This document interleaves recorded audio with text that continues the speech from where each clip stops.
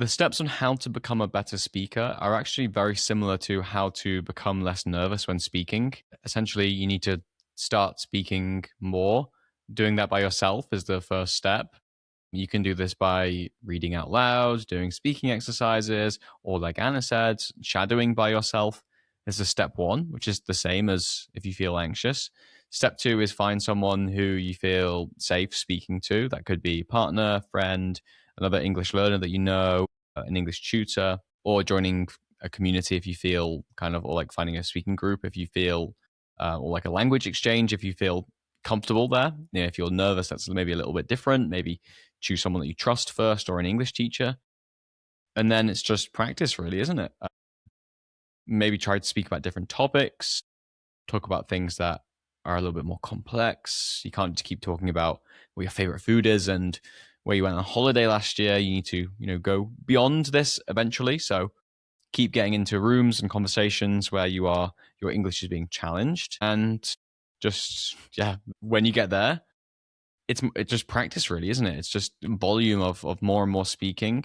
Sure, a little bit of feedback can be useful, but some people really don't need the feedback. They just need practice. And yeah, feedback can be useful. Like if you're making some big grammar mistake or some words you're mispronouncing, it's worth kind of knowing about it, but it's not going to stop you from speaking if speaking is the skill that you want to improve the most. So yeah, just volume, just speak more. It's actually really simple, isn't it? But because it's stressful and because it's difficult and because you can't speak as well as you can do in your native language, there's so much friction there. So I think you mentioned it, Anna, is just find a place where speaking is fun. Or yeah, having conversations is fun.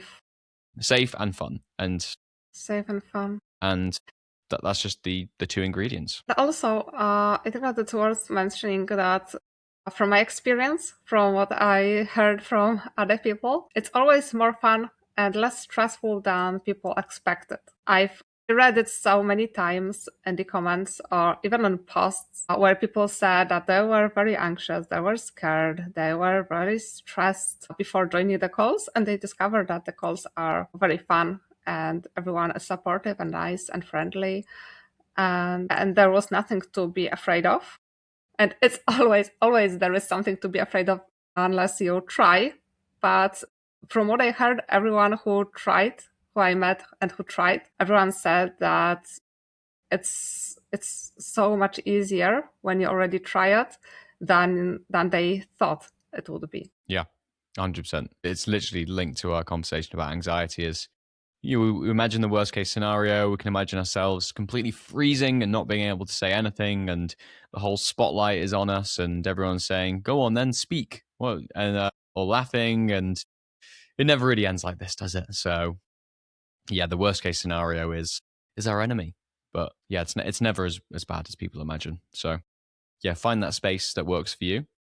Make sure it's fun. Make sure it's safe, and keep practicing. Really, I can't really think of anything more else to say on that. Can you, Anna? On what? What exactly? On improving your speaking? Yeah, on improving your speaking. Overcoming?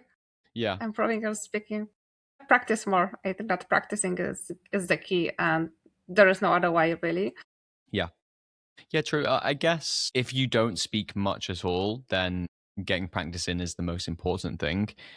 And then after you feel more comfortable speaking and you're speaking a lot, then that might be the time to get some feedback and get some suggestions on what to do, because you might be okay at speaking, but your questions might not be very effective, or they might be buried in the wrong places when you're speaking, and you might use too many words when you're explaining things, or you might give 10 examples instead of 2 strong examples, and we're like, okay, we only need 2 examples. We don't need 10 examples of foods that you like. So getting a little bit of feedback from, I don't know, a tutor, or I don't know, even just, a peer, another language learner, it can be really useful. So, but practice is the most important.